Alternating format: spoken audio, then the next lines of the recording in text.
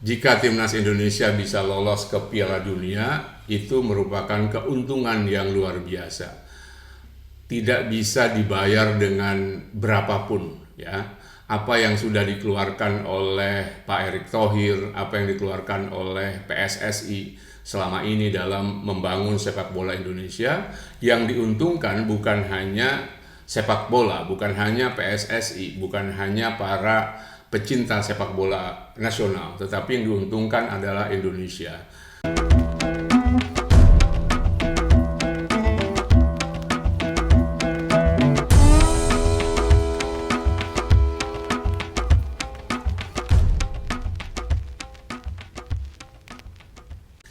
Halo semua, hari ini saya mau ngomongin tentang bola. Bukan tentang hal-hal teknis, tentang persepak bolaan, tetapi tentang isu naturalisasi.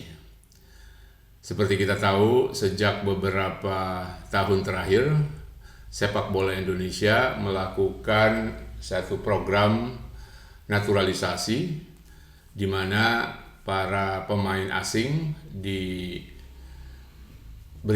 kewarganegaraan Indonesia dan kemudian dimasukkan dalam timnas sepak bola Indonesia. Nah, masalah ini menjadi kontroversial. Ada orang yang pro dan ada orang yang kontra. Yang pro berargumen bahwa dengan naturalisasi, kualitas sepak bola Indonesia akan berkembang. Karena sebagian besar pemain yang dinaturalisasi adalah pemain yang terbiasa bermain dalam sepak bola Eropa. Dan tentu saja karena sepak bola Eropa lebih bagus, kualitasnya lebih baik, maka ketika para pemain itu berada di timnas sepak bola kita akan terangkat kualitasnya. Harapannya sepak bola Indonesia akan lebih maju. Dan itu sebetulnya sudah bisa kita lihat dari perkembangan beberapa tahun terakhir, khususnya 1-2 tahun terakhir, di mana peringkat Indonesia meningkat tajam dari sebelumnya 170-an, sekarang menjadi 130-an. Meskipun ada beberapa orang yang masih belum puas karena naiknya peringkat kita tidak diiringi dengan prestasi di tingkat regional, apalagi di tingkat dunia, ya.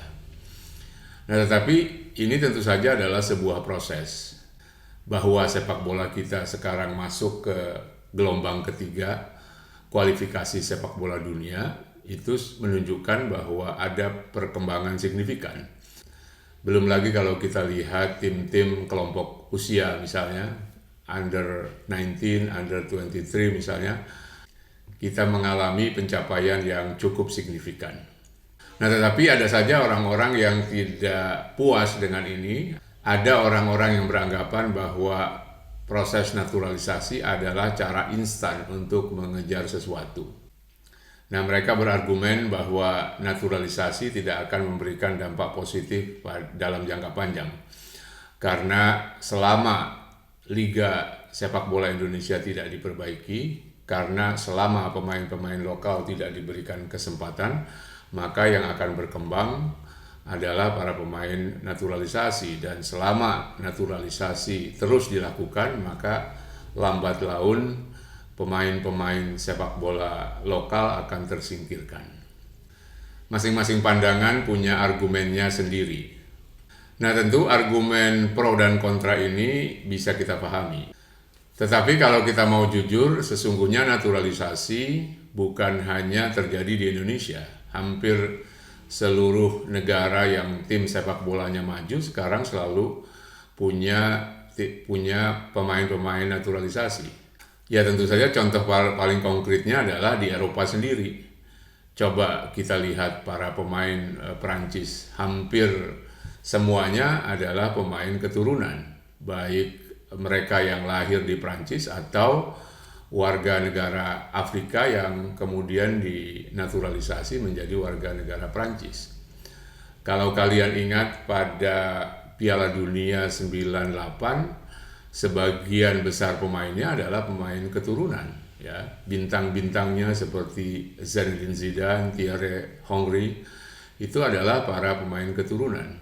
Sampai sekarang Prancis masih mempertahankan tradisi itu. Sebagian besar pemain dalam tim nasionalnya adalah pemain keturunan. Begitu juga kalau kita lihat timnas lain di Eropa, di Inggris, di Jerman, di Belgia, dan lain-lain. Dulu Jerman dianggap sebagai negara di mana timnasnya 100% adalah orang-orang Jerman asli, orang-orang kulit putih. Tapi sejak 20 tahun terakhir, selalu ada keturunan Afrika atau keturunan dari Timur Tengah yang menjadi bagian dari tim nasionalnya. Nah, jadi kalau kita melihat fenomena dunia, masalah ini bukan sesuatu yang asing. Ini adalah era globalisasi di mana batas-batas negara sudah tidak terlalu relevan lagi, di mana batas antara satu negara dan lainnya itu tidak menjadi hambatan bagi orang untuk berpindah atau bergerak. Nah, saya kira kita harus menyadari itu. Jadi naturalisasi jangan dipandang sebagai sesuatu yang unik, sesuatu yang asing buat kita. Tetapi kita sebagai negara terbuka, sebagai bagian dari negara-negara di dunia, kita juga mengikuti tradisi itu. Dan kalau kita bicara tentang Asia Tenggara misalnya, Indonesia bukan satu-satunya. Para pemain Filipina sebagian adalah pemain-pemain naturalisasi. Juga Malaysia melakukan itu, dan yang paling fenomenal adalah Singapura. Singapura sebagai negara kecil yang ingin memajukan sepak bolanya dan talenta-talenta lokalnya tidak terlalu mendukung, mereka mendatangkan pemain-pemain asing dan menaturalisasinya. Jadi tidak ada yang salah dengan itu dan bukan sesuatu yang aneh. Nah, tetapi sebetulnya ada hal yang lebih penting lagi dari sekadar mengikuti tren global, dari sekadar mengatakan bahwa naturalisasi adalah sesuatu yang natural. Naturalisasi pemain asing adalah hal yang alamiah dalam industri sepak bola. Ada yang lebih penting lagi dari naturalisasi sebagai upaya untuk memperbaiki kualitas sepak bola Indonesia. Apa itu? Tak lain bahwa sepak bola bukan hanya sekedar olahraga, bahwa sepak bola bukan hanya sekedar hiburan masyarakat, tetapi sepak bola bisa dijadikan sebagai instrumen diplomasi. Sekarang ini banyak negara yang sudah melakukan itu, bahwa sepak bola yang maju, sepak bola yang unggul bisa dijadikan alat untuk mempromosikan citra suatu negara. Kalau kalian perhatikan bagaimana negara-negara Arab sekarang gencar sekali mempromosikan dan memajukan sepak bola mereka. Arab Saudi misalnya dalam 7 tahun terakhir berusaha membangun industri sepak bola mereka. Saya kira itu bukan hanya soal pengembangan sepak bola. Saya kira itu bukan hanya sekedar pengembangan sepak bola sebagai olahraga atau sebagai hiburan, tetapi Arab Saudi dalam beberapa tahun terakhir ingin mengubah citranya, ingin memperbaiki citranya yang selama ini dianggap sebagai negara yang konservatif, negara yang tertutup, menjadi negara yang terbuka. Jangan heran kalau mereka mendatangkan begitu banyak pemain bintang ke klub-klub lokal. Ada Ronaldo, ada Karim Benzema, dan lain-lain. Nah, jadi sepak bola sudah menjadi industri dan sekaligus instrumen buat diplomasi. Ini sangat bagus buat Indonesia ke depan. Kita tahu bahwa diplomasi publik kita adalah salah satu yang terlemah di dunia, ya. Diplomasi kita selalu mengandalkan diplomasi tradisional, yaitu diplomasi antar pemerintah, diplomasi antar negara. Diplomasi publik kita masih lemah, meskipun kita sangat kaya dengan budaya, sangat kaya dengan nilai-nilai sosial. Nah, sayangnya kekayaan budaya kita tidak terlalu diberdayakan. Modal sosial, modal populasi yang begitu banyak tidak diberdayakan untuk mendorong diplomasi publik lebih efektif lagi. Bagi yang kurang mengerti tentang diplomasi, dalam hubungan internasional ada dua jenis diplomasi. Yang pertama adalah diplomasi tradisional, di mana diplomasi itu dilakukan oleh negara, oleh pemerintah kepada pemerintah lain di luar Indonesia. Membuka kedutaan besar atau membuka konsulat dan kemudian melakukan kerjasama antar pemerintah, itu disebut sebagai diplomasi tradisional.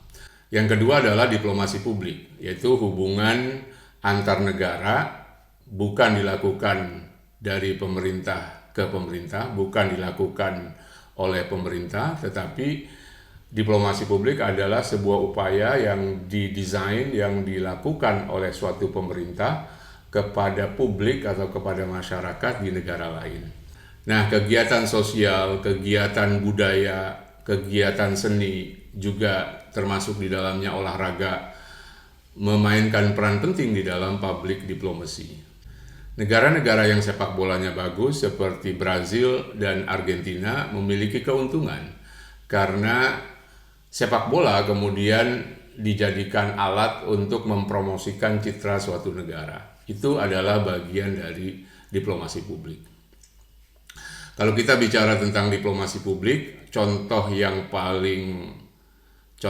paling fenomenal adalah Korea Selatan. Ya, Korea Selatan selalu dijadikan contoh paling berhasil tentang diplomasi publik di dunia. Sejak tahun 90-an, Korea sudah merancang kegiatan-kegiatan diplomasi publik. Ya, kita mengenalnya di sini sebagai Korean Wave atau gelombang Korea. Dalam bahasa Cina-nya Hallyu yang kemudian ditransfer ke dalam bahasa Korea. Istilah Hallyu sekarang menjadi istilah yang sangat populer untuk merujuk gelombang Korea. Nah, istilah Korean Wave ini pada mulanya diciptakan oleh media Cina. Ketika drama Korea, ketika musik Korea pertama kali masuk ke Jepang dan Cina. Pada awalnya mereka biasa saja, tetapi kemudian lama-kelamaan mereka merasa ada yang unik dari film-film dan musik Korea. Sehingga kemudian terjadi demam Korea di Cina, dan kemudian media Cina menyebut gelombang Korea itu sebagai Hallyu, dan istilah itu kemudian diadopsi ke dalam bahasa Korea. Nah, sekarang kalau kita bicara tentang diplomasi publik Korea, bukan hanya film, musik, atau makanan, tetapi juga sepak bola. Ya. Sepak bola Korea adalah salah satu yang terbaik di Asia, dan sekarang ini bahkan pelatih nasional kita ambil dari Korea. Ya, Pak Shin Tae-yong itu adalah orang Korea, dan dia sebagai pemain dulu adalah salah satu pemain yang tumbuh bersama diplomasi publik Korea. Ketika awal-awal upaya diplomasi publik Korea ditumbuhkan, dikembangkan pada tahun 90-an. Nah, jadi kita harus melihat naturalisasi ini lebih dari sekedar soal pembangunan sepak bola. Saya melihatnya naturalisasi sebagai upaya untuk menumbuhkan diplomasi publik kita. Jika timnas Indonesia bisa lolos ke Piala Dunia, itu merupakan keuntungan yang luar biasa. Tidak bisa dibayar dengan berapapun, ya. Apa yang sudah dikeluarkan oleh Pak Erick Thohir, apa yang dikeluarkan oleh PSSI selama ini dalam membangun sepak bola Indonesia, yang diuntungkan bukan hanya sepak bola, bukan hanya PSSI, bukan hanya para pecinta sepak bola nasional, tetapi yang diuntungkan adalah Indonesia. Bukan hanya sepak bola kita berkembang, bukan hanya timnas kita semakin baik, tetapi secara politik kita mendapatkan keuntungan. Indonesia mendapatkan panggung yang luas sebagai ajang promosi kepada dunia luar. Sebagai kesimpulan, mari kita melihat naturalisasi ini bukan hanya sekedar soal sepak bola. Lebih dari itu semua, perbaikan sepak bola Indonesia adalah salah satu upaya untuk menumbuhkan tradisi diplomasi publik kita. Mudah-mudahan setelah sepak bola kita bisa memperluas cakupan dan kerja-kerja diplomasi publik kita ke bidang-bidang lainnya. Semoga timnas Indonesia bisa lolos ke Piala Dunia. Salam.